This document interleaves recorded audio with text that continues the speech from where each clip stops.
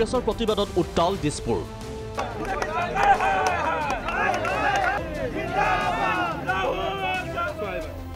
কংগ্ৰেছৰ যুৱৰাজ ৰাহুল গান্ধীৰ লোকসভাৰ সদস্য পদ খাৰিজ কৰাৰ বিৰোধিতাৰে অসম প্ৰদেশ কংগ্ৰেছৰ ৰাজভৱন চলো কাৰ্যসূচী।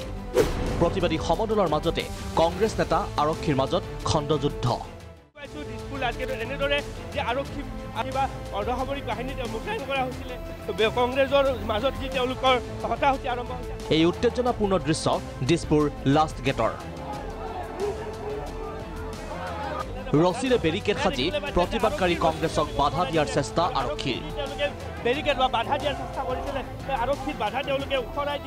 আৰক্ষীৰ বাধা নেওচি আগুৱাই যোৱাৰ চেষ্টা কংগ্ৰেছ নেতৃত্বৰ। ওলাইছিলোঁ আমাৰ বিধায়কসকল আৰু কংগ্ৰেছ কৰ্মীসকল।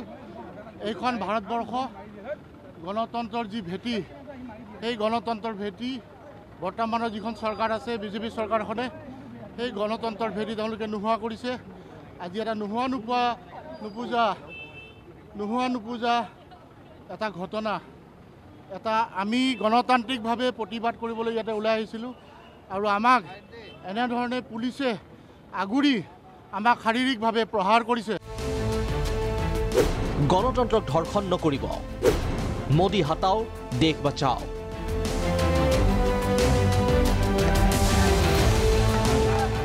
নৰেন্দ্ৰ মোদীৰ হুঁচিয়াৰ ধ্বনিৰে উত্তাল দিছপুৰ। সংবিধানখনক উলংঘা কৰা বিজেপিৰ বিৰুদ্ধে ৰাহুল আৰে अभी भी जनता राहुल के साथ है। আমি ৰাহুল গান্ধীৰ লগত আছো। জ্যেষ্ঠ কংগ্ৰেছ নেতা দেৱব্ৰত শইকীয়া, ৰকিবুল হুছেইনৰ প্ৰতিবাদী মিছিলে ভয়ংকৰ ৰূপ লোৱাৰ পূৰ্বে প্ৰতিবাদকাৰীক আটক আৰক্ষীৰ। বলপূৰ্বক বাছত উঠাই চচললৈ লৈ যোৱা হয় প্ৰতিবাদকাৰীক। হাতত লৈছিল আৰু এনেদৰে তেওঁলোকক যি বিজেপি একনায়কতাবাদ বন্ধ কৰক বা মোদী হাটাও দেশ বচাও আদি বিভিন্ন শ্লোগানেৰে তেওঁলোকক এনেদৰে দেখিবলৈ পাইছে। এইপিনে ৰাহুল গান্ধীৰ সাংসদ পদ খাৰিজ কৰাৰ প্ৰতিবাদত সচলত বিক্ষোভ কাৰ্যসূচী অসম প্ৰদেশ কংগ্ৰেছৰ। আমি ৰাহুল গান্ধীৰ লগত আছো।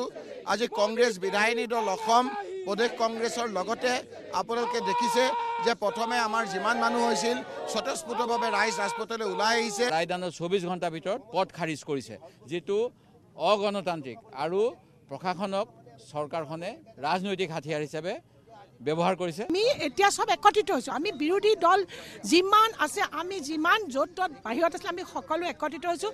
আমি আৰু সাহসেৰে যুঁজ যাম। আৰক্ষীৰ বিৰুদ্ধে মহিলা প্ৰতিবাদকাৰীক শাৰীৰিকভাৱে অপদস্থ কৰাৰ অভিযোগ। আৰক্ষীৰ বিৰুদ্ধে বিধায়কক প্ৰহাৰ কৰাৰো অভিযোগ। আজি আমি ৰাজভৱনলৈ ওলাইছিলোঁ বিধায়কসকলৰ নেতৃত্বত এটা টিমে। গণতান্ত্ৰিকভাৱে আমি ৰাস্তাৰ বাওঁফালেৰে গতি কৰি আগবাঢ়িছিলোঁ। পুলিচে আমাক এনেকুৱাভাৱে বলপূৰ্বকভাৱে বাধা দিলে আৰু এনেকুৱাভাৱে জোৰ জুলুম কৰিলে আপোনালোকে সকলো দেখা পাইছে। গতিকে এইখন দেশত গণতান্ত্ৰিকভাৱে আন্দোলন কৰা আমাৰ অধিকাৰ, মৌলিক অধিকাৰ আমাৰ আছে। গতিকে আমাৰ মৌলিক অধিকাৰ, গণতান্ত্ৰিক অধিকাৰ খৰ্ব কৰা কাৰ্যক আমি ধিক্কাৰ জনাইছোঁ। নৰেন্দ্ৰ মোদী নেতৃত্বাধীন বিজেপি চৰকাৰে গণতন্ত্ৰক হত্যা কৰাৰ অভিযোগ তুলি এইদৰে প্ৰতিবাদী কাৰ্যসূচী ৰূপায়ণ কৰে অসম প্ৰদেশ কংগ্ৰেছে। ভিডিঅ' জাৰ্নেলিষ্ট নীলোৎপলৰ সৈতে আছিক হুছেইন আৰু বিকাশ অধিকাৰীৰ ৰিপৰ্ট, প্ৰাগ নিউজ।